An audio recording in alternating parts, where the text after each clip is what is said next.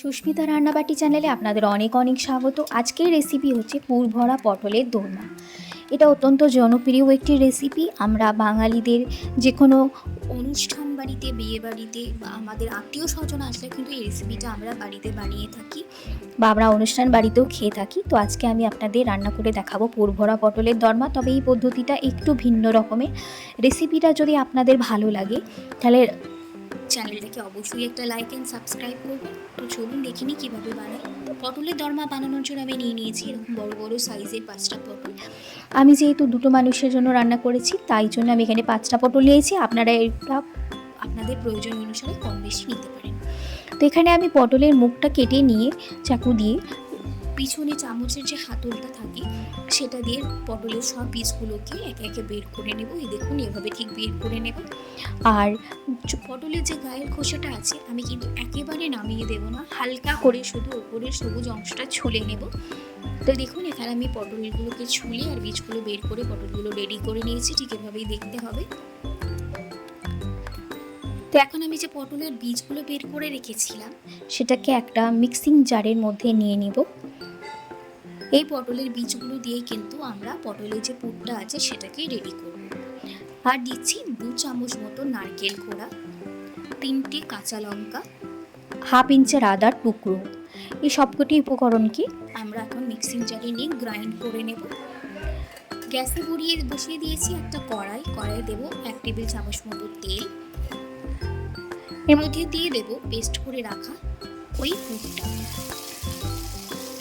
দিয়ে ভালো করে নেড়ে চেড়ে এখন এটাকে আমি শুকনো হয়ে যাওয়া অবধি ভালো করে পুরটা কষিয়ে নেব। যখন দেখবেন কড়াইয়ে লেগে যাচ্ছে না তখন বুঝতে পারবেন যে আপনার পুরটা কিন্তু একেবারে রেডি হয়ে গেছে। তো এখানে আমি দিয়ে দিচ্ছি পরিমাণ মতো নুন। আপনারা চাইলে এর মধ্যে স্বাদ মতো কিন্তু একটু চিনিও ব্যবহার করতে পারেন, তবে আমি দিচ্ছি না। তো দেখুন, এখানে আমার পুরটা পুরো একদম রেডি হয়ে গেছে।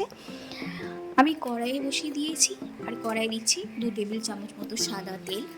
এখন আমি এর মধ্যে দিয়ে দেব কেটে রাখা পটলগুলো। একে একে পটলগুলো দিয়ে পটলগুলোর গাটা একটু লাল লাল হয়ে যাওয়া অবধি ভালো করে ভেজে নিতে হবে। একেবারে কিন্তু মচমচে করে ভাজবো না, একটু লাল লাল গাটা হয়ে আসলে কিন্তু পটলগুলোকে নামিয়ে নেব। আমার গ্যাসের ফ্লেমটা মিডিয়ামে আছে। এখানে আমি 7-8 মিনিট সময় ধরে পটলগুলোকে ভালো করে লাল লাল করে ভেজে নিয়েছি। ঠিক এরকমই ভাজতে হবে পটলগুলোকে, যাতে পটলের গায়ের রঙটাও বজায় থাকে আর পটলের গাটাও সফট হয়ে যায়। এখন যেটা বলেছিলাম একটু ভিন্ন রকমের পদ্ধতি। এখানে নিয়েছি আমি 2 পিস মাছের কাঁটাগুলো ছাড়িয়ে নিয়েছি। এই মাছের জায়গায় কিন্তু আপনারা চাইলে চিংড়ি মাছও ব্যবহার করতে পারেন। আমি এখানে রুই মাছের পিস ব্যবহার করেছি। তো মিক্সিং জারেতে পুরের জন্য যে স্টাফিংটা রেডি করেছিলাম সেটা আর এই মাছগুলো দিয়ে একটু গ্রাইন্ড করে নেব। দেখুন, আমার পটলের পুরটা একদম রেডি হয়ে গেছে। এটাকে চাইলে আপনারা শুকনো খোলা আর একটু কষিয়ে নিতে পারেন, তবে আমি আর কষাচ্ছি না। হাতে অল্প একটু তেল লাগিয়ে আস্তে আস্তে ধীরে ধীরে করে পটলের ভেতরে এই পুরটা কিন্তু ভরে দিতে হবে। অল্প একটু হাতে তেল মাখিয়ে নিলে কিন্তু অনায়াসেই পটলের ভেতর পুরটা কিন্তু ভরে নেওয়া যাবে। তো দেখুন, আমি একে একে এভাবে পটলের ভেতরে পুরগুলো করে সবকটি পটলকে রেডি করে নেব। খুব বেশি চেপে ভরে নিতে হবে।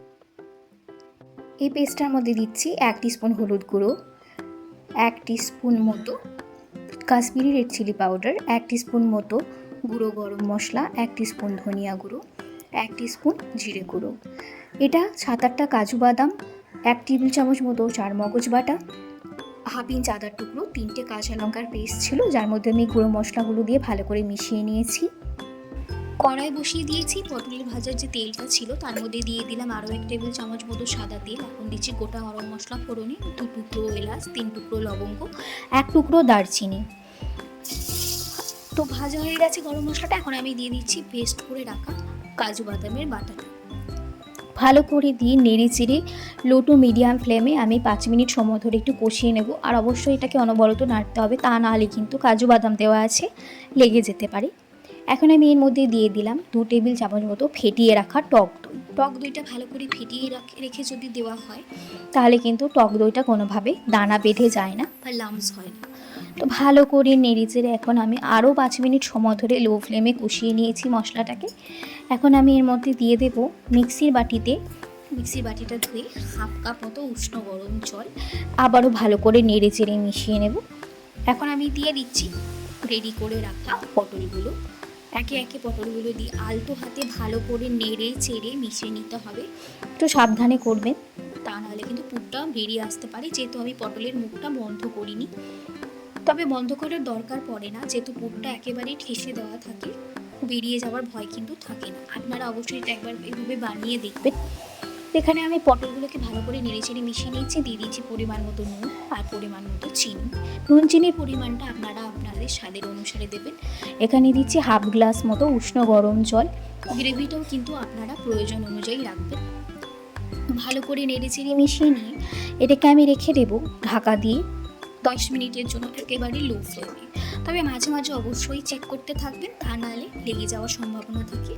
তো এখানে দেখুন 10 মিনিট পর আমি আপনাদের দেখাচ্ছি পুর ভরা পটলের দরমা কিন্তু একেবারে রেডি হয়ে গেছে। দেখতে ঠিক কতটা লোভনীয় হয়েছে, খেতেও কিন্তু ততটাই সুস্বাদু, একেবারে অনুষ্ঠান বাড়ির মতো হয়।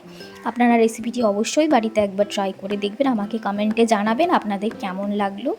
এভাবে আমি তুলে নিচ্ছি সার্ভিং প্লেটে। এটা আপনারা গরম ভাতে বা ফ্রাইড রাইসের সাথেও কিন্তু এটা আপনারা পরিবেশন করতে পারেন। ঘরে কোনো গেস্ট আসলে খেতে কিন্তু খুবই সুস্বাদু হয়ে থাকে। এই ছিল আজকের আমার পটলের দোরমা রেসিপি।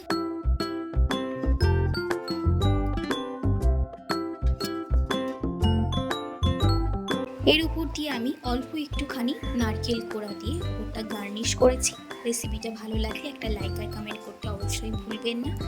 অসংখ্য ধন্যবাদ।